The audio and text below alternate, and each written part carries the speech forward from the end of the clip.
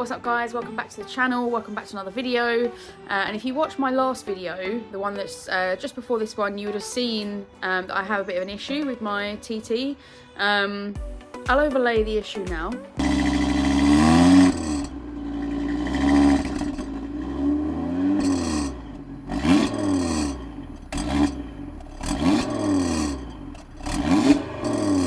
So yeah, as you heard, awful. And essentially, it's been coming out of this left-hand side. So I did a little bit of research and found that it's to do with the spring that's in the valve that sits just behind the exhaust tip. I don't know if this is the same for a non-sports exhaust, but this is a 66 plate car. 66 plate car with the sports exhaust. So what we've done, we've just put the car on an axle stand, jacked it up a little bit just so you can basically unbolt the exhaust hangers either side, just to give you a little bit of movement to be able to reach your hand in. And yeah, we've basically unscrewed the valve, taken the spring out, which I'll show you now. Ideally you'll have a ramp so that you can actually take the whole exhaust off, because this was a pain to try and fish out. These 3 bolts just sit in the top of it. You can see you've got a little shield here, comes away from the exhaust. So in essence, what's happening, you get this spring, excuse the state of my hands, obviously working on a car, dirty. You get this spring and one half goes into the exhaust tip, and then this just sits on its side there and just hooks in. So then when you go to undo the valve, this obviously, the motor moves, it will move this half and then actually undo the valve. So from looking online, massive shout out to PCW Exhaust Mods, because I actually found him talking about this with a BMW exhaust, and lo and behold, all non-vacuum based exhaust valves are pretty much the same. So what in essence you need to do is you need to put a little bit more tension on this, and the only way to do that is to just bend it out slightly. So you can see here the kind of width it is at the moment.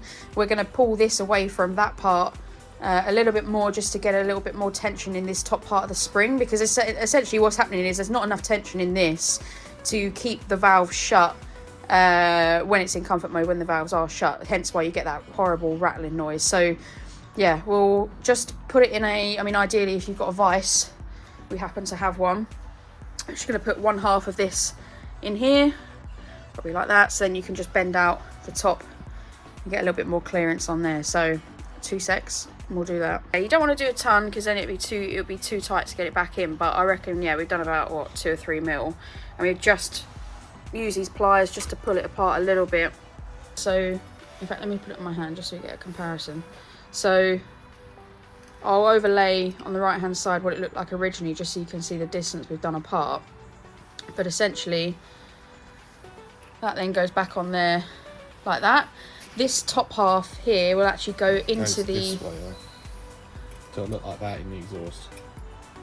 Yeah. And that bit moves the valve. Yeah.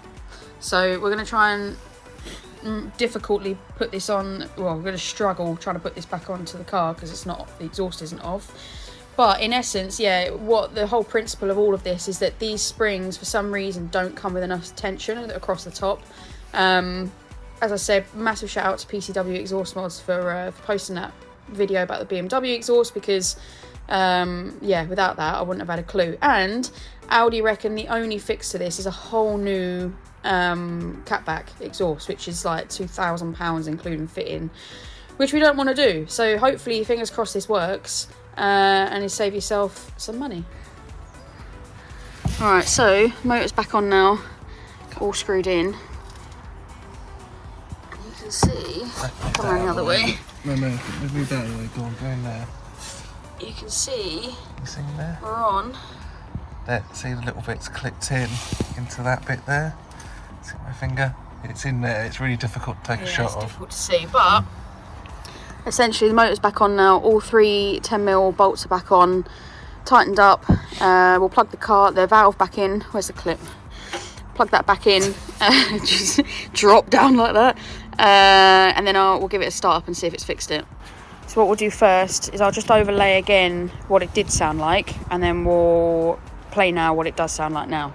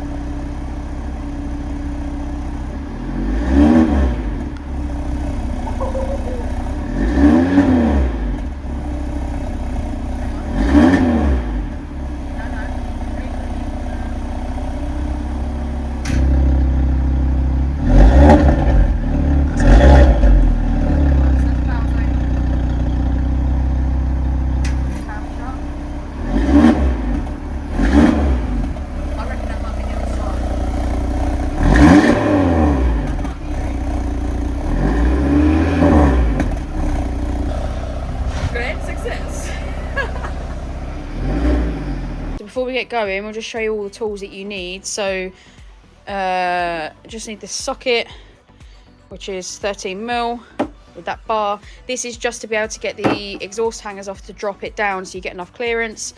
10mm spanner for the bolts on top of the valve motor, and then just a pair of pliers just to basically pull the spring apart. Oh, and a vise if you've got one, but somewhere to basically get enough tension to be able to pull the spring apart. But that's all you need. There's rubbish behind me. Try not to get that in there. Alright, so fixed it. I am 100% sure that's fixed. That doesn't sound anything like it did before. Again, I'll put the previous one on there. Very short video, obviously, not a normal video, but I just thought I've been trying to find online everywhere ways to fix this exhaust. And like I said, we're not going down the £2,000 route from Audi. I mean, I was going to try and get the dealer I bought it from to pay for it. It was Audi main dealer.